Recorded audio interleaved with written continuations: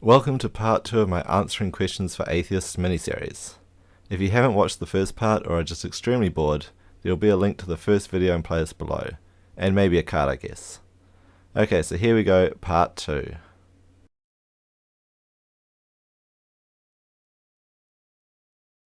Where does consciousness come from? We still don't have a definite answer to this. My opinion is that consciousness is a product of the brain, and it looks like most research is heading in that direction. Consciousness seems to be closely tied to the brain. Damage to the brain affects it, removing parts of the brain affects it, drugs and alcohol affect it. It certainly doesn't seem to be anything exterior to the body. And in my opinion, consciousness is something that develops over years as we see the brain develop. Do you lack a belief that God exists, or would you say that God does not exist? This is a tricky question because in English we use the word God for both the Christian God and other gods. We and they have used a capital G when referring to the Christian God, but if you are hearing this and not seeing it, you could interpret the question either way. Now, I would say the Christian God does not exist. The teaching of the Bible does not match reality. The Bible is claimed to be the infallible word of God. You live and die by a claim of infallibility. If it is proven false in any claim, then the infallible claim is false, and if it's the word of God, then their God is fallible, and that completely undermines their God. So the Bible is proof to me that the Christian God does not exist. Do you lack a belief that Zeus exists, or do you believe that Zeus does not exist? I would say that Zeus does not exist. It's easy to understand why societies thought up gods for natural phenomena. Lightning is amazing. Natural disasters are incredible displays of power, and humans often assign agency to inanimate objects. It's not surprising that god legends are born. Take for example the attempted Mongol invasions of Japan.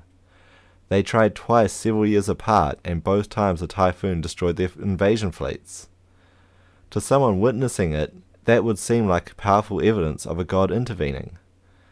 But isn't it more likely that the Mongols' choice to invade during the typhoon seasons was a poor one? Invasions are not short endeavours, and where they invaded in the southwest of Japan is somewhere that typhoons pass through every year, usually more than once. So it isn't inconceivable that the invasion forces would be hit by typhoons. If you just lack a belief that Zeus exists, why are you centuries behind the rest of the world who say that Zeus doesn't exist?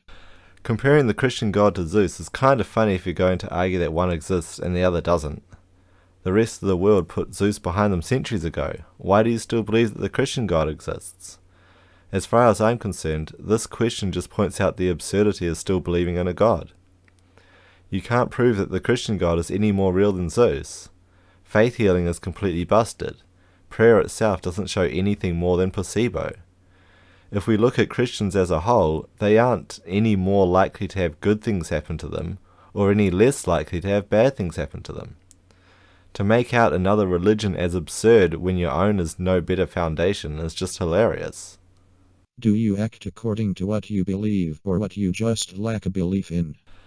The answer, of course, is both, the same as it is for everyone. Of course, you're going to equate this belief with a religious belief or faith. I cross a bridge because I believe the bridge is not going to fall down.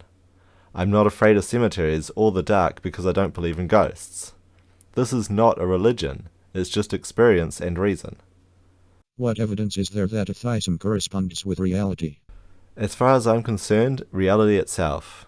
Religions raise questions and offer no useful answers, whether causing a global flood or fishing islands out of the sea. Those are some big claims that you're not going to find evidence of.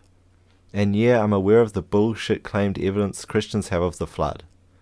The only questions that need God are those raised by religion. Selling the solution to your own problem is underhanded. Is atheism a worldview? I guess technically yes, but I fear that by accepting it as a worldview you're going to claim that there should be certain things that all atheists agree on, when actually there's not all that much. Being an atheist just means not believing in a God. That's it. Anything else is fair game.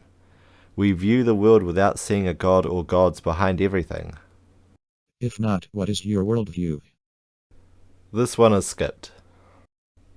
And that's it for this one. The next one will be more belief questions, but I don't want to drag these too long. Laters.